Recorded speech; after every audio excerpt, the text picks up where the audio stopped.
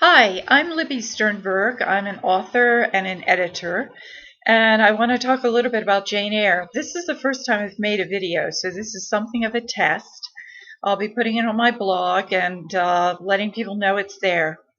I wanted to talk about Jane Eyre because I've written a book. It was published in 2010 that is something of an homage to that wonderful romance novel. I love Jane Eyre. I've read it many times over the years and never lost my affection for it. I think there are many other readers out there like me because Jane Eyre is consistently among the most popular books of all time. And if you go to Amazon Kindle store and look at the free books, Jane Eyre is always up there in the top 100, usually I think in the top 25 or something like that, maybe even the top 10. I think the reason it has such a strong appeal is because the character of Jane is so compelling, number one, but also it's this wonderfully sweeping melodramatic love story.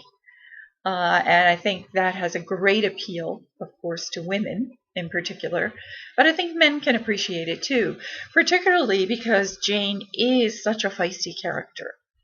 I was thinking back to the first time I read Jane Eyre, and I guess I would urge those of you who are fans of the book to try and remember the first time that you read it too, and think back to what struck you about it, what pulled you in, what kept you reading and then made you want to reread it. I think one of the things that pulled me in, of course, was the love story. So the love story was the first attraction for me. I remember specifically, I believe I was in high school when I read it for the first time, but I remember coming across the scene where Jane leaves the party after Blanche has been dissing her profession as a governess, and she's upset, and Rochester follows her out into the hallway, I think it is, and tries to console her. He's concerned that she is upset. And so you see for the first time, he loves her. You discover that as the reader. You can tell from the questions he's asking. Now, when I went back and reread this scene, I realized how brilliant Charlotte Bronte was, because the entire book is told from Jane's point of view. It's all in first person. So for her to reveal Rochester's affection, it has to be done through Jane's eyes. And yet in this scene, Jane herself does not realize he loves her. So that is brilliant, the way Charlotte Bronte does that. I was about just to call her Charlotte. I feel we're on first name basis.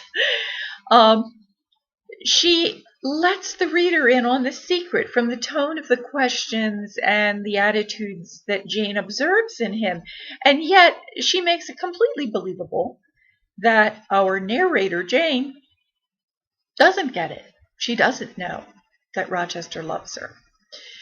So that wonderful love story of the poor little rich girl falling for the rich guy, thinking he doesn't love her, discovering that he does, and then, of course, your black moment with the heartbreak, and then eventually the reconciliation, the happily ever after. In fact, some of these terms that I'm using are terms that are applied to the romance novel formula. Black moment, happily ever after. And I tend to think of Jane Eyre as the ultimate romance novel. I think women who write romance novels should never feel embarrassed about being romance novelists. Some of our greatest authors, most celebrated authors, were really writing romance novels, and Jane Eyre is one of them.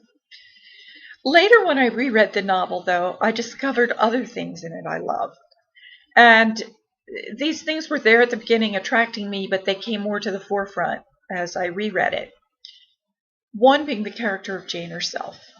Jane is such a lovely contrarian and such a rebel. She never accepts, we've always done it this way. at least not internally. Externally, she might have to go along to get along, but inside she rebels. And she finds a way to reconcile her inner rebel with her place in the world. So she accommodates the world, even though she has this contrarian streak. And I love that she was so feisty and so intelligent, and yet understood that making a big ruckus over something wasn't what was going to solve a problem, for example. So, for instance, when I think of things like the Occupy Wall Street movement, and I ask myself, where would Jane be in that? I have no doubt she would not be a part of that type of movement. She'd be the secretary to the Wall Street CEO, telling him what he was doing was wrong, or quitting her job if she saw something unethical. That was how she lived her life. She really lived as an individual, and I loved that about her. She also, that played out in the big scene, of course, when Rochester asks her to be his mistress, and she decides not to. She's very, very tempted by it.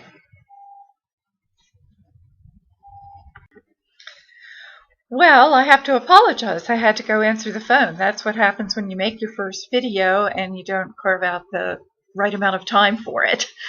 But I'll finish up by talking about that wonderful scene where Jane decides not to be Rochester's mistress, when he's tempting her with that, after she has discovered, of course, that he's already married. And at this point in the story, we know that Jane has really no one to answer to but herself. There's going to be no moral scold, in other words, shaking their finger at her and telling her this is the wrong thing to do. She really only has herself and God to answer to. And she decides that she cannot be his mistress because she wouldn't be true to herself. It's as if she would see it as an unequal position. And it seems odd, I know, to be talking about equality, because the book was written in the 1840s when women, of course, were not considered equal to men. But standing before God, she saw herself as an equal to Rochester. And becoming his mistress would have diminished that position for her. And so she makes this wrenching decision to leave him, which is just so heartbreaking, and sets up, of course, the part of the book that I think most Jane Eyre fans have the most difficulty with, which is when she runs away and all the scenes after that before the reconciliation. And but at any rate, it's, I think, the paramount example of how independent and what a wonderful feminist she is. Which is odd to say, because I know feminists have a problem with Jane Eyre, in particular the beginning of chapter 38, where Charlotte Bronte writes, "Reader, I married him." But when she does marry him, she marries him as equal as she can be at that time. In fact, she has a fortune by then, and she has her health, whereas he does not. So she is actually in a better position if you use some of those things as a guide. So I had reread the book so many times that its emotional impact had waned, or the high moments weren't as high. They weren't as dramatic, because of course I knew what was going to happen, even though it is a wonderful book to reread. So I decided, okay, I want to write a book that allows the reader to experience this tale anew, as if the reader has never read it before. And as I thought about how to do that, I realized this will be extremely difficult, because after all, if you're very familiar with the book, you're familiar with all the milestones in it, the benchmarks, you know what's around the bend. And I decided then that the best way to make it fresh was to flip the genders. So in my story, Sloane Hall, which I realize I neglected to say at the beginning of this video, I made the Jane character a John. He's a chauffeur for a young starlet in 1920s Hollywood. I decided to make them closer to each other in age. And he begins working with her, so they're in unequal positions. And the story goes along paralleling Jane Eyre in critical areas. So all the big emotional benchmarks you come across, but you're going to come across them in a different way. So you're not going to know what's going to happen. So, for example, in the original, we all know that the black moment occurs when she's marrying Rochester, and it's revealed he is married to Bertha Mason, who is insane. And I looked at that scene and I thought, all right, what does the reader experience the first time he or she comes upon this scene?